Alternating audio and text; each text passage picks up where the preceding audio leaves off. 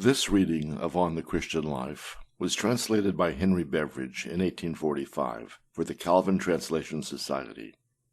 This book is in the public domain and read by Leighton Garner of Panama City, Panama.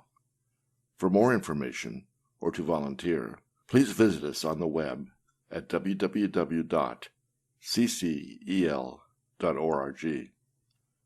This devotional book, written for the purpose of teaching Christians how to live out their faith, is divided into 5 sections.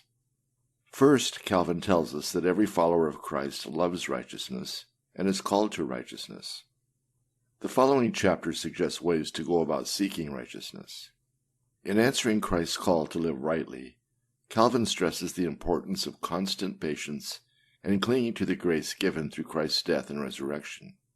As Christians seek to order their lives around these principles, they must meditate upon God's plan for the future and how to make that future a reality. Finally, Calvin proposes a few ways how each person can bring God's grace to a fallen world and avoid abusing their roles as representatives of God to that world.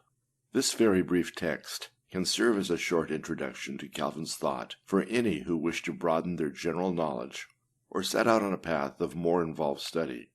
Kathleen O'Bannon. On the Christian Life, Introduction by John Calvin. This book treats of the life of the Christian. Its 5 chapters are arranged as to admit of it being classed under 2 principal heads. First, it must be held to be a universally acknowledged point that no man is a Christian who does not feel some sort of love for righteousness. Chapter 1. Second, in regard to the standard by which every man ought to regulate his life, although it seems to be considered in chapter 2, only yet the 3 following chapters also refer to it. For it shows that the Christian has 2 duties to perform.